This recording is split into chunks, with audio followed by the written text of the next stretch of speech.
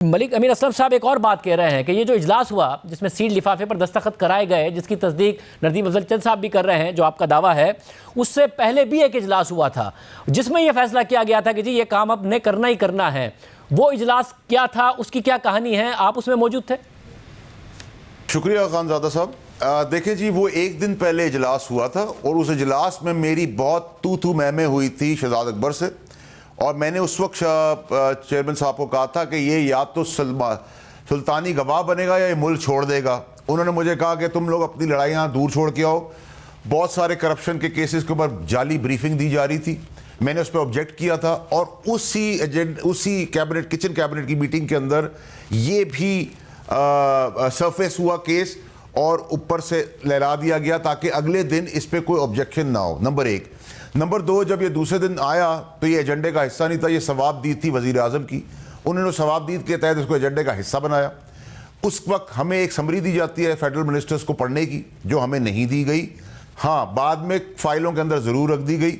उसका clause number 10 बड़ा clearly बताता है कि आपको ऐसा कोई भी पैसा एक्सचेकर पाकिस्तान की गवर्नमेंट के अकाउंट में लाना है। तो अगर इसमें रिश्वत ना भी इन्वॉल्व हो, जो कि है इन्वॉल्व, अगर ना भी इन्वॉल्व हो तो ये फंदा बनता है काबीना के ऊपर, वजीर आजम के ऊपर, क्योंकि उन्होंने जो दस्तखत लिए हैं वो एक्सचेकर अकाउंट के लिए हैं, जबकि उस अकाउंट में पैसे नहीं गए हैं।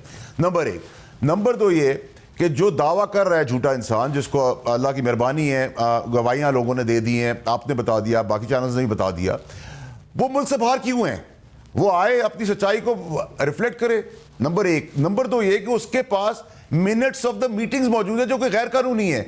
वो तो सिलेक्टेड आदमी था, मैं इलेक्टेड फेडरल मिनिस्टर था, मेरे पास रसाई नहीं है उन डॉक्यूमेंट्स की। वो भी एक जुर्म है जो कल लहरा के परसों दिखा रहा था।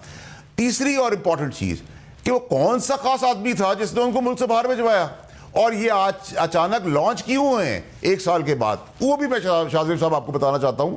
क्योंकि ये मुझे झूठा साबित इसलिए नहीं कर रहे कि 190 मिलियन का केस तो ओपन एंड शट केस है। इसमें तहरीक इंसाफ के चेयरमैन, उस वक्त के वजीर आजम, उनके ये पॉन्स खास, इन सब ने माल बनाया है। और अगर इसको मैं जस्टिफाई करने के लिए आप मुझे कहेंगे तो मैं आपको वो भी बता देता हूं कि ट्रस्टीज जो पहले थे उनको क्यों चेंज किया गया। रिश्वत पहले वसूल की जाती, काम बाद में किया जाता है। मिलियंस ऑफ रुपीस का, बिलियंस ऑफ रुपीस का फायदा दे रहे बगैर किसी चीज के, क्यों? तीसरी और मोस्ट इंपॉर्टेंट चीज कि ये चीज सीक्रेट क्यों रखी गई? अगर तो ये गवर्नमेंट का हिस्सा नहीं था तो काबीना में क्यों लाया गया? और काबीना में अगर फेडरल मिनिस्टर और कैबिनेट ही नहीं देख सकते थे तो फिर हमें रबर स्टैंप क्यों बनाया गया? और उस झूठे शख्स के तहत अगर वो कहता है कि पाकिस्तान की गवर्नमेंट से इसका कोई ताल्लुक नहीं है तो काबीना में लाने का कोई सेंस नहीं था।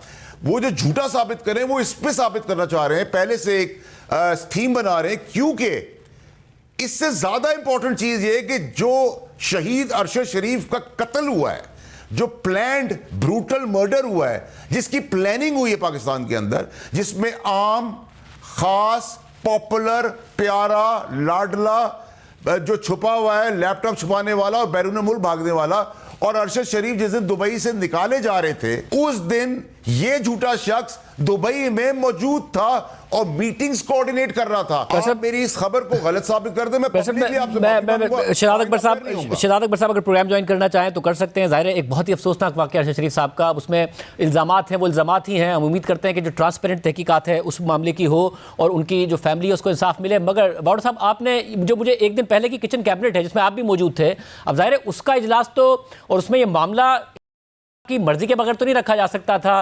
क्योंकि खास वज़रा वही शरीक होंगे जो उनकी मर्जी के होंगे, जिसमें आप कह रहे हैं कि आपकी और शहजाद अकबर साहब की तू मैं हुई और ने इंटरवीन करके कहा कि जी आप अपने मामला जो है वो तय करें। तो ये इसी मकसद के लिए था और उस वक्त उनका अपना क्या मौक़िफ़ था आपका? देखिए शाहज़ेब साहब, वो जो किचन कैबिनेट थी वो स्पेसिफिकली इस एजेंडे के लिए नहीं थी। उसमें बड़ी प्लानिंग के तहत पहले सारे करप्शन की ब्रीफिंग दी गई जो कि झूठ पे मबनी थी। सजाओं की बातें की गई कि नून लीग के फलाने को सजा हो रही, जिस पे मैंने काउंटर आर्ग्यूमेंट किया कि ये झूठा है, ये सुल्तानी गवाह बनेगा या मुल्क छोड़ के चला जाएगा। उस पे इसने मुझे कहा कि तुम मेरी वजारत दे दो। मैंने कहा शुक्रिया, मुझे जरूरत नहीं है। कहा आप जाके अपने बाहर मसले हल करें काबी। तो ये सरसरी तौर पे इसलिए घुमाया गया था क्योंकि अगले दिन इसने आना था। तो इसमें अगर आप मुझसे ये पूछें कि वजीर आजम का इंटरेस्ट नहीं था, बिल्कुल था। वजीर आजम के साथ इन लोगों का इंटरेस्ट था, 100% था। जो खास था उसने बाकी वजीरों को फोन किया था कि इस एजेंडे में चुप नहीं रहना।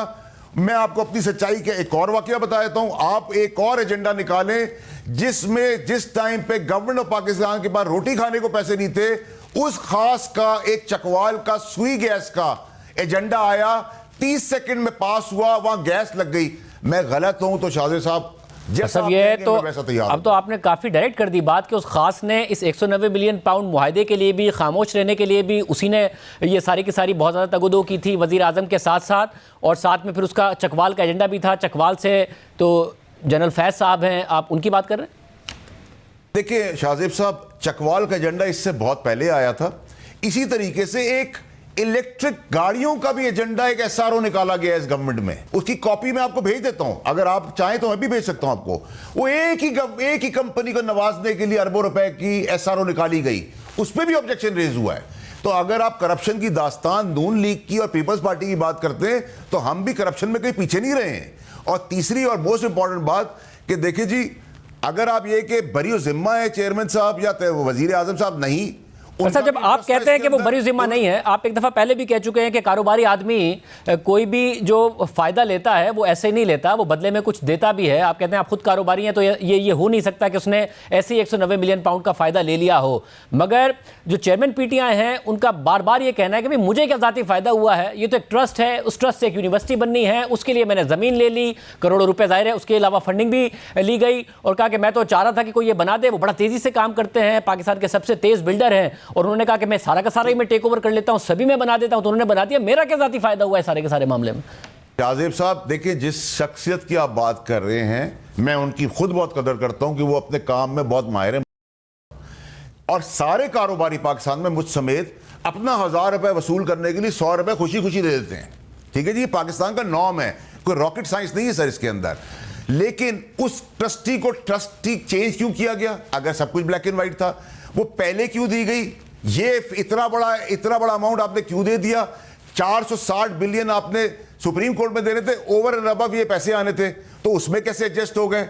सर ये तो नहीं हो सकता ना, इतना बेवकूफ तो कोई भी नहीं हो सकता। या आंख से अंधा हो सकता है, या अकल से पैदल हो सकता है, कान से बहरा हो सकता है। अगर वो तीन चीजें मौजूद थी तो उस आदमी को हुक्मरानी करने का वैसे भी कोई हक नहीं होना चाहिए। सब तो खुद समझ पा रहा, तो खुद दावा करते हैं कि वो फाइलों को पहिए लगाते हैं। आप कह रहे हैं ये फौरन काबीना में आना, बगैर एजेंडे के आना, उसके बाद काबीना के अराकीन को कहना कि इस पर जाके बाहर भी नहीं बात करनी है और आप ये लिफाफा देख भी नहीं सकते हैं, आपने इस पर खामोशी से दस्तखत करनी है, बाद में भी खामोश रहना है। ये असल में वो पहिए थे जो लगाए गए थे। देखिए शाहजेब साहब को अब इसमें जिम्मेदार इसलिए ना बनाए कि 22 करोड़ पाकिस्तानी पान का खोखा जो चलाता है उसको भी पाकिस्तान के अंदर इस सिस्टम में चलना पड़ता है। इसलिए मैं उनको नहीं कैटेगरी, जरूर कानूनी तौर पे ये जरूर डिबेटेबल सब्जेक्ट है कि पाकिस्तान का ये नॉर्म है, नंबर एक। नंबर दो ये कि आप इसी को फर्दर आगे ले जाएं, तो मुझे आप ये बता दें सर कि वो जो चीफ को हटाया, DGI को हटाया था, वहां भी करप्शन के सबूत थे, वीडियोस थी और ऑडियोस थी। फिर आप आ जाएं और आगे कि अगर साइफर, झूठा साइफर दिखाया और वो बिक गया, तो पहले अमेरिका ने हमें निकाला, फिर अमेरिका ठीक हो गया, फिर बाजवा साहब ने हमें उतारा, फिर बाजवा साहब को कहा 6 महीने की एक्सटेंशन दे दो, फिर बाजवा साहब उतना बुरा आदमी था, उसको कहा एक्सटेंशन के साथ हमें इलेक्शन भी करवा दो। तो भाई एक आदमी बुरा है, एक आदमी अच्छा है, आप चोरी कर रहे हैं, आप नेकी कर रहे हैं, ये सब आगे पीछे मिक्सअप कैसे हो रही चीजें? देखिए शाहजेब साहब, अगर हम नून लीग को रगड़ते थे, पीपल्स पार्टी को रगड़ते थे, तो सर हमने तो ये सियासत ना की थी, ना करने आए थे, ना सोचा था, और हमें तो निकाला भी इन्हीं सब बातों के ऊपर गया। हम तो ना कत्ल के फेवर में थे, ना कत्लो गारत के फेवर में थे। क्या आप पाकिस्तान की किस्मत, पाकिस्तान की अवाम, पाकिस्तान के सपोर्टर, पाकिस्तान के वोटर, पाकिस्तान की तकदीर, पाकिस्तान की इकोनॉमी के लिए धरने कर रहे थे? ऐसा मगर जो गिराया वो किस लिए किया आपने? जो के बयानात में तजाद है वो अपनी जगह पर है, जो भी आपने मौक़िफ़ बताएं, ज़ाहिर है अमेरिका की कॉन्स्पिरेसी से लेकर आज तक के जो मामलात हैं। मगर नदीम अफजल चंद साहब कह रहे हैं वहाँ पर असद उमर साहब ने ये कहा अचानक कि हम खामोश क्यों रहें, हमें तो अवाम के सामने एक बयानिया बनाना चाहिए कि हम लूटी दौलत वापस लाएं। फिर भी हमने कहा कि नहीं जी, हमें इस मामले पर खामोश रहना है, कोई बाहर जाके कोई बात नहीं करेगा। क्या ये भी हुआ था? और एक दिन पहले जो किचन कैबिनेट का इजलास था उसमें थे वो? हाँ जी। जिस इंसान की आप बात कर रहे हैं वो सांप पहले विकेट के दो तरफ खेलता था, इस बार भी चारों तरफ खेला, पकड़ा गया, एक्सपोज हो गया। ये बात 100% ऐसी हुई है जैसे आपने बताई है। और मैं आपको अभी आपके प्रोड्यूसर को एक SRO दे रहा हूं, आप अगले इन्वेस्टिगेशन में बताना कि एक कंपनी को पूरे पाकिस्तान में इलेक्ट्रिक कार्स के लिए, एक कंपनी को अरबों रुपए का फायदा दिया, उसके तहत एसआरओ बनाया गया जो उस पे ही फिट होता था।